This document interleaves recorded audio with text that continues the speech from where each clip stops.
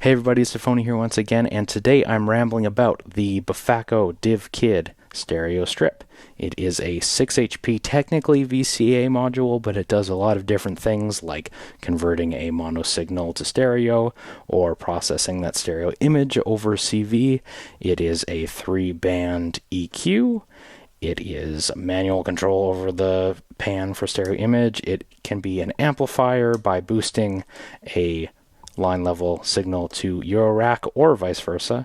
It is a level control. It is many things. It is inspired by the desktop concept, the rack synth idea of a stereo strip. So I purchased these with the intention, let's fix my light real quick, that I would make my own modular mixer because I wasn't happy with the modular mixer options. So some of that idea is in the patch today, and I have 2 of them that I purchased, and they are both being sent to the ALM Busy Circuit Stereo Sum, which is a 4HP unity gain, just mixes a whole bunch of different stereo sources into one single stereo output.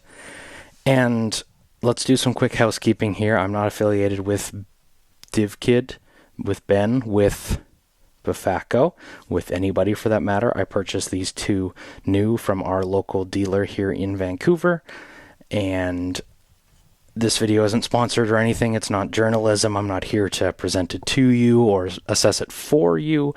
Instead, I'm just here to share my experience with it and give you some sound demonstration. Tafony's rambling about is just a video blog of sorts and my journey with music hardware. Yeah, I just want to share my first-hand thoughts and experiences, and more importantly than all that, it sounds like this.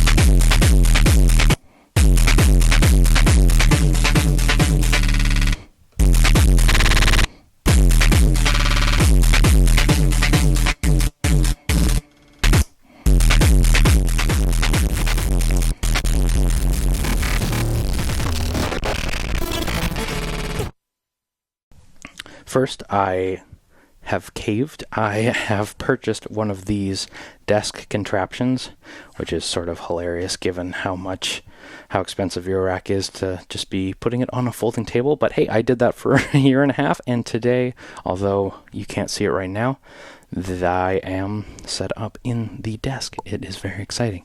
And yeah, maybe it looks a little different. Hopefully it looks a little better. But one little caveat with our shooting of it today is the stereo strips are in my streaming recording effects case that is parallel to the table, so usually it's a lot easier to shoot the things that are in my voices, drums, and mixer case, and I'll show a video, or I'll post a picture of this if you're not already looking at it on the screen right now, but it is a little weird to shoot, so hopefully you'll bear with me for this one today, and then we can get back to doing some stuff in the main case. But what I want to show you in my setup first is how I usually use these, and what I usually do is have a synth voice in one or multiple. So this is the Game Changer Audio Plasma voice. Love how that sounds.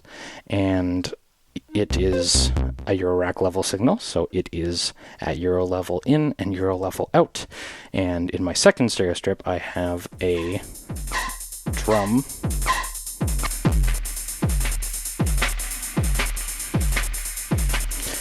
It's going to be really simple. I'm not actually sequencing that manually. I'm just using the mod Medusa, whatever Euclidean rhythm that is. So let's bring that in again.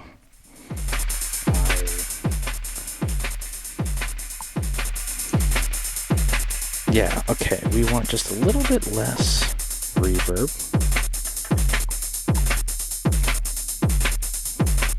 Yeah, that'll do.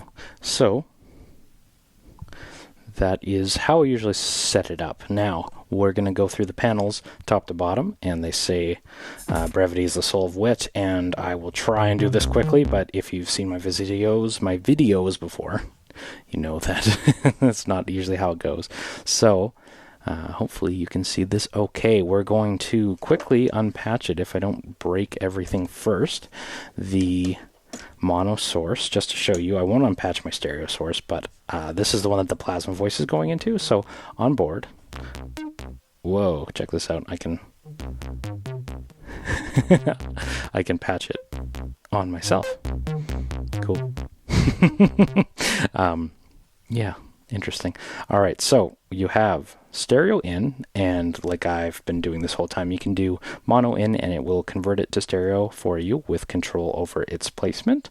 You have a pan CV at the bottom and a level CV, the VCA control basically, in the top, and then you have your stereo outputs. Now, I appreciate the Befaco using their special color-coded, I think they call it Buchla-esque thing, because I think that is a Buchla thing, if I'm not mistaken, to be color-coding your outputs, which is always nice and appreciated, and we'll do that here. So bring in the level of that guy. And there's LED indicators and the 3-band EQ if we're trying to go in order. And I'm just going to do quickly a run through the bands. Sounds like a rap lyric. Let's show you the low. I don't know how to phrase this, but to say that like they've picked these in a very tasty way. And by that, I mean usually, and I wouldn't usually do this for the synth voice, but I'm going to start by doing it there. It just always sounds good to boost the bass and the treble and scoop the mids a little bit. It just sounds really good.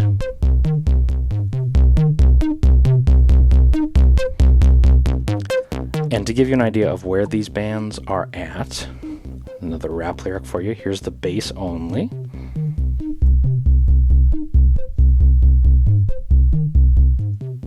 The mids only. And the treble only. And, you know, honestly, they all kind of sound good. If you just crank them all. So there's a lot of things on board to be said about this one and its distortion staging. So it has a soft clipping thing on board that's supposed to limit it to a certain amount.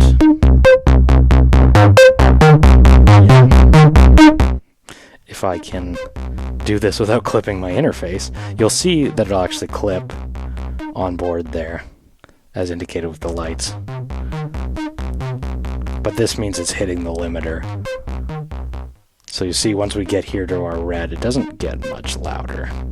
Now, let me finish going through the panel, and then I have something to say about these modules, because there's something very important to keep in mind with these, because there is a known issue with them that does not happen on these ones, so I'm going to demonstrate a working one.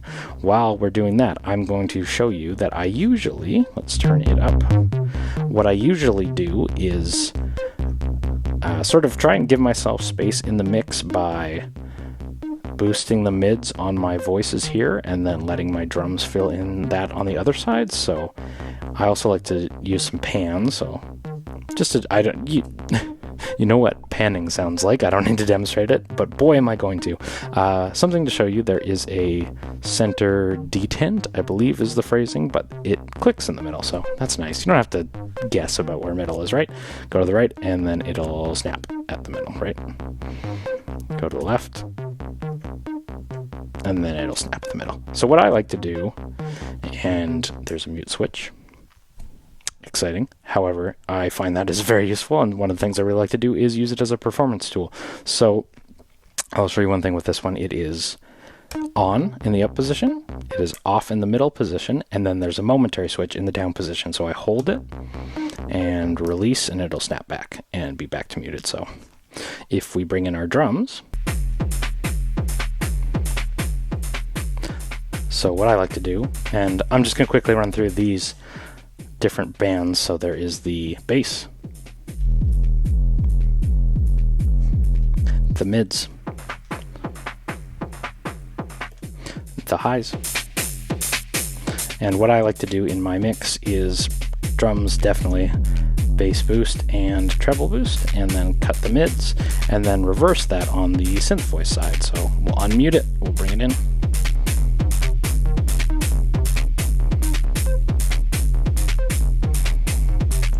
And then I like to do a little panning too, so just gives them a little more space in their own mixes, right? So,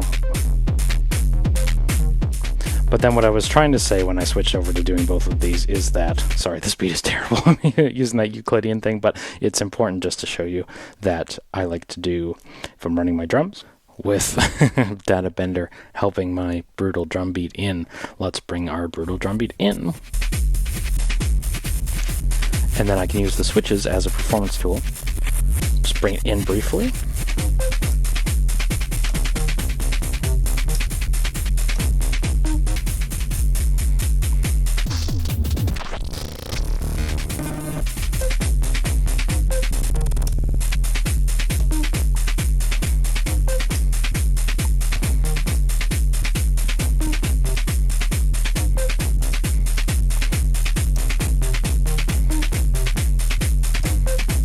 Yeah, very cool. So that's what I like to do with it. Sorry, that's just a quick demo of the switches. Now I want to show you a couple things that I like about it, and then I need to talk about something very important with it. I'm not trying to tease you. What that thing is the original one. When I purchased two of these freaking things, I had an issue with the mutes that I just showed you and appreciated. However, let's get to showing some of the CV controls. So if we do the pan CV, we can, now there's an attenuator that controls both CV inputs, so bear that in mind. I'm going to use the navigator to show you. You can control this over CV, which is great. So I don't have to use that. I could use an LFO, which I think this is one of the cooler features on this one, that your patch can be evolving and, you know, bring up the LFO speed. Even do a random setting on that would be cool.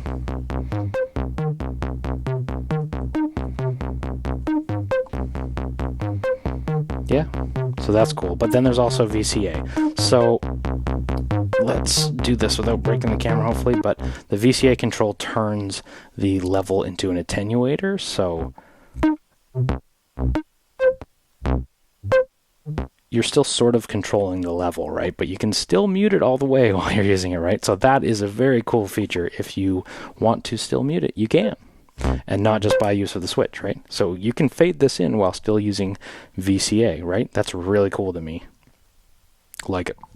If this was your only VCA, if you ran your entire, like, let's say 6 oscillator mix into this, and this was the VCA that was controlling that voice, then you could still patch it up, send it envelopes, and bring it in slowly.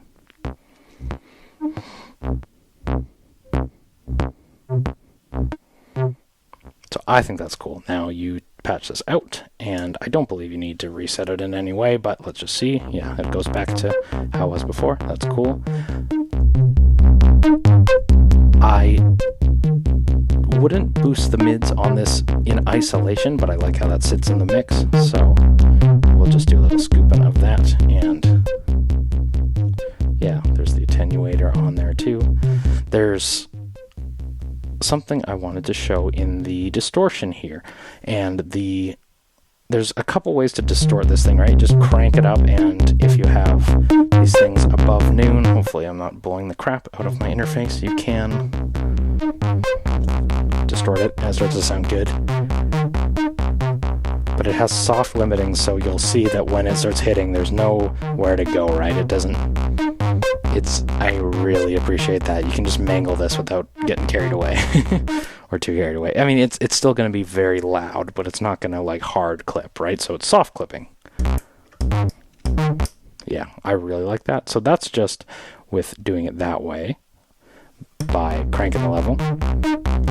But you can get into other things too, like, so that's cranking the level and boosting the bands. So if I turn up the low band and the high band and crank this up, I'm still clipping, but one thing you can do as well is switch this one into the line level mode. So you're just choosing to have enough gain to boost a line level signal to Euro level, and it will clip a lot harder and sooner.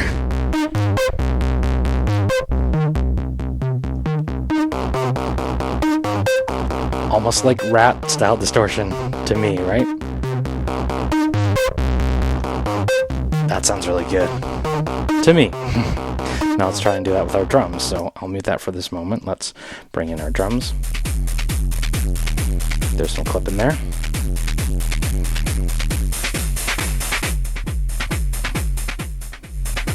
Now we'll do the same. We'll boost it here.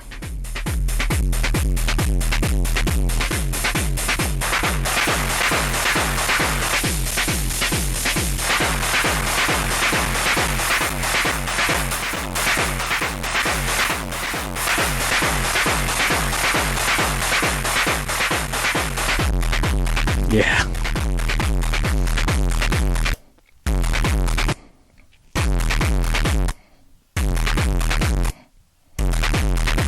Yeah, it's so good. You almost want to like blend that in, right? Just mangle it and then blend in a little bit. Yeah.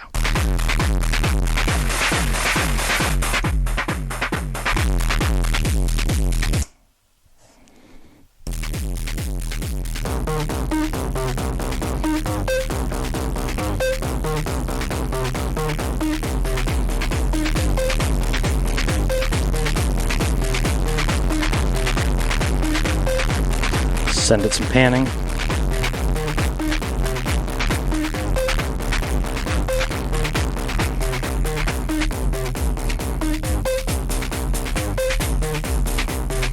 Yeah, just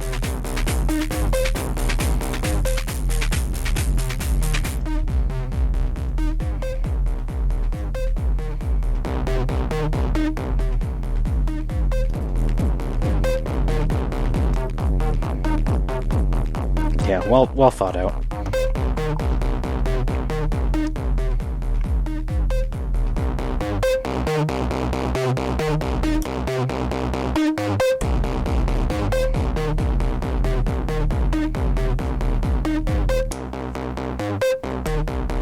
Yeah.